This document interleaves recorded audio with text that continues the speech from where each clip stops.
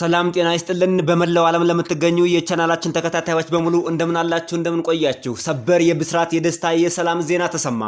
በአሜሪካና በኢራን መካከል የተኩስ አቁም ስምምነት ሙሉ በሙሉ በሁለቱም ወገኖች በኩል ተቀባይነት አገኘ።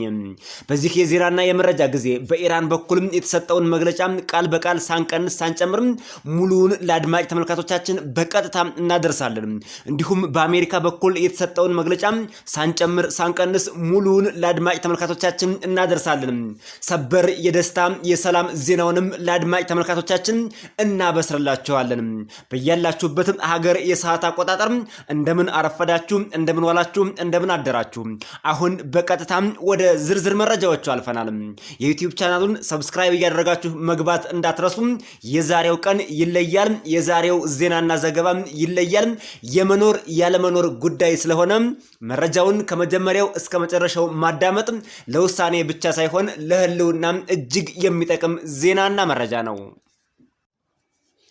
በኢራንና በአሜሪካ መካከል ያለው ውጥረት ከፍተኛ ደረጃ ላይ መድረሱን ተከትሎ የኢራን መንግስት ዜጎች የአሜሪካን የአየር ድብደባ ለመከላከል የኢራን ህዝብ ልጅ አዋቂው በነቂስ ወጥቶ ድልድዮች ላይና የኃይል ማመንጫዎች ላይ እንዲቆም ከባድ ጥሪ ተላልፎ ነበር። ይህንንም ሂውማን ቻይን ሲሉ አዲስ ስም ሰጥተውታል። የኢራን መንግስት የፈቃደኝነት ጥሪ ካቀረበ በኋላ በሺዎች የሚቆጠሩ ሰዎች ስልታዊ በሆኑ ቦታዎች ላይ ተሰማርተው እጅ ለእጅ ተያይዘው ቆመው ታይተዋል። ኢራናውያን በዋናነት የኤሌክትሪክ ኃይል ማመንጫዎች፣ ድልድዮች፣ የባቡር ጣቢያዎችና የኒውክሌር ጣቢያዎች ዙሪያ እጅ ለእጅ ተያይዘው ቆመው ነበር። ይህም ኢራናውያን በታሪክ ታይቶ ተሰምቶ የማይታወቅ መስዋዕትነትን ለመክፈል ዝግጁ መሆናቸውን ያረጋገጡበት ታሪካዊ ጊዜ ነው ተብሏል። አሜሪካ እነዚህን ድልድዮችና የኃይል ማመንጫዎች ብትመታም ኢራናውያን እኛ መስዋዕት እንሆናለን ሲሉ ነው ይሄን ሂውማን ቻይን የሰሩት። ይህም በኢራን ታሪክ ውስጥ እጅግ በጣም አስደናቂ ተብሏል። በኢራን መንግስታዊ ሚዲያ ዘገባዎች መሰረት ተማሪዎች፣ አትሌቶች፣ ምሁራንና ታዋቂ አርቲስቶች በእነዚህ ቦታዎች ላይ እጅ ለእጅ ተያይዘው ታይተዋል ነው የተባለው። ሁኔታው እጅግ አስፈሪና አስጨናቂ ነበር። የመንግስት ሚዲያዎች ሚሊዮኖች ለሀገራቸው ለመስዋዕትነት ተነስተዋል ቢሉም በቴህራን የሚገኙ ነዋሪዎች ግን ከተማዋ በከፍተኛ ፍርሃት ውስጥ እንዳለችና የኤሌክትሪክ አገልግሎት ሙሉ በሙሉ ሊቋረጥ ይችላል የሚል ስጋት ውስጥ አድሮባቸው እንደነበር እየተገለጸ ይገኛል። የመንግስት ሚዲያዎችና ፕሬዝዳንቱን ባስተላለፉት መልእክት ሚሊዮኖች ለመስዋዕትነት ተዘጋጅተዋል ቢባልም በሰልፉ ላይ የታዩ የህብረተሰብ ቁጥር ግን በጣም ዝቅተኛ ነበር። ቢያንስ በሺዎች የሚቆጠር እንጂ በሚሊዮን የሚቆጠር ህዝብ እንዳልወጣ መረጃዎች በቪዲዮና በምስል እየታዩ ነበር። ይህ የሰው ሰንሰለት እንዲሰራ የወሰኑና ትዕዛዝ ያስተላለፉ ከፍተኛ የኢራን ባለስልጣናት የሚከተሉት ናቸው። አሊሬዛ ራሂማ የኢራን ከፍተኛ የወጣቶች ምክር ቤት ጸሐፊ ሲሆን ወጣቶች ብሔራዊ ሀብትን ለመጠበቅ እንዲወጡ የቀሰቀሱ እሳቸው ናቸው ተብሏል። የእስላማዊ አብዮታዊ ዘበኛ IRGC የጦር ኃይሉ ጄኔራሎች ወላጆች ልጆቻቸውን ወደ እነዚህ ስፍራዎች እንዲልኩና የመከላከያ ሰንሰለቱን አካል እንዲሆኑ እጅግ ከፍተኛ ጥሪ ያስተላለፉ ባለስልጣን ነበሩ። ፕሬዝዳንት መሱድ ፔዜሽኪያን ፕሬዝዳንቱ በማህበራዊ ገጻቸው ላይ በሚሊዮን የሚቆጠሩ ሰዎች ሀገራቸውን ለመከላከል ዝግጁ መሆናቸውን ገልጸው እሳቸውም ጭምር ህይወታቸውን ለመስጠት ዝግጁ መሆናቸውን አስታውቀው ነበር። በዚህ አስጨናቂ ጊዜ የሰላም ብርሃን ከወደ ፓኪስታን ብልጭ አለ። ኢራን ተኩስ አቁም ለማድረግና የሄርሙዝን መስመር ሙሉ በሙሉ ለመክፈት የወሰነችበት ታሪካዊ ዕለት ሆኖ ተመዘገበ። የሰው ልጅ እልቂት፣ መከራና ውድመት በአንድ ሌሊት ጸጥ አለ ነው የተባለው። የቴህራንን ሙሉ መግለጫ እንደሚከተለው ቃል በቃል ሳንጨምር ሳንቀንስ እናነብላቸዋለን። ቴህራን ሚያዝያ 8 2026 ቴህራን ኤፕሪል 8 2026 በኢራን እስላማዊ ሪፐብሊክ ስም በክልሉ ያለውን ጦርነት ለማስቆም ላደረጉት የማያቋርጥ ጥረት ለተከበሩ የፓኪስታን ጠቅላይ ሚኒስትር ሻሪፍና ለተከበሩ ፊልድ ማርሻል ሙኔር ያለኝን ምስጋናና አድናቆት እገልጻለሁ ይላል። ፊልድ ማርሻል የተባለው የፓኪስታኑ ጄኔራል ነው።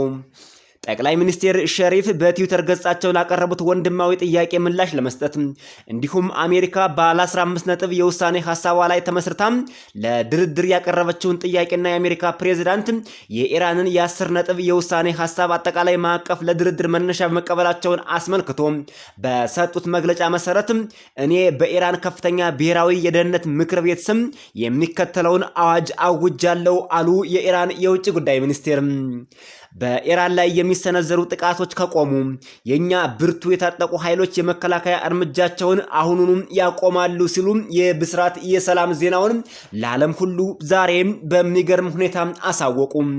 ለሁለት ሳምንታት ያህል ከኢራን የታጠቁ ኃይሎች ጋር በመቀናጀትና ቴክኒካዊ ገደቦችን ከግምት ውስጥ በማስገባት በሄርሙዝ የባህር ሰርጥ በኩል ደህንነቱ የተጠበቀ ማለፊያ ለዓለም ክፍት ይሆናል ሲሉ ለዓለም ሕዝብ በሙሉ የሰላም የብስራቱን ዜና ያበሰሩት የኢራኑ የውጭ ጉዳይ ሚኒስቴር ነበሩ።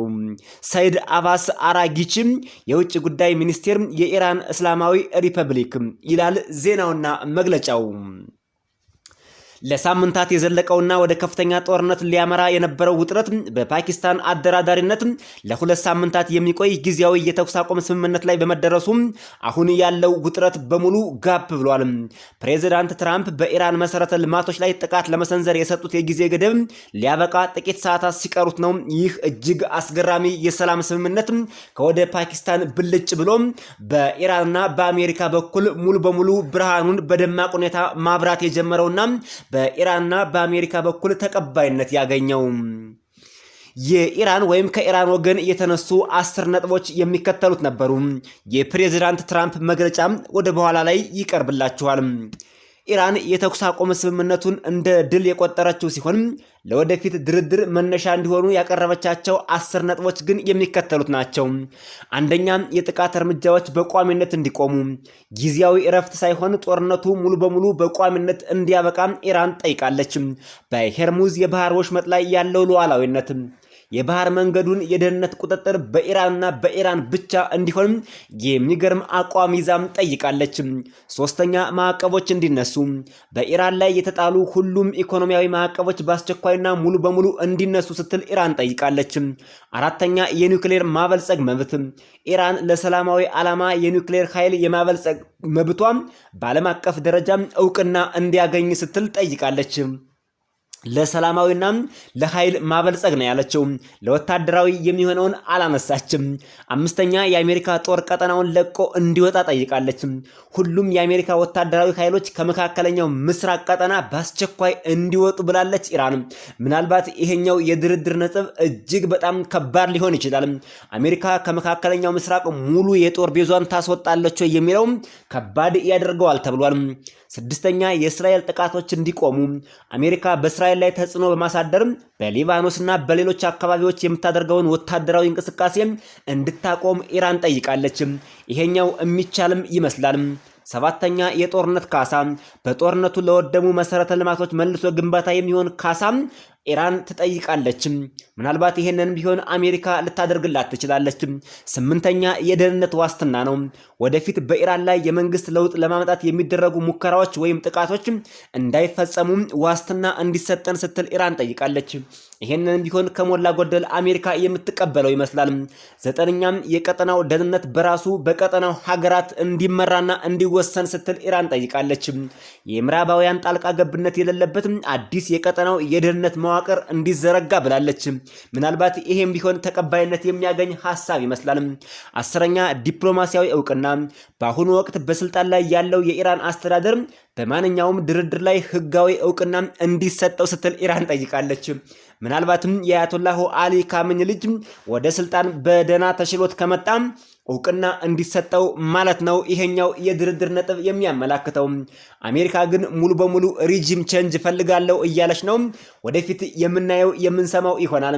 ለጊዜው ለ14 ቀናት ያክል ሰላም፣ እረፍት፣ እፎይታና የነዳጅ አቅርቦት በሁሉም የዓለም አካባቢዎች ይሰራጫል ነው የተባለው።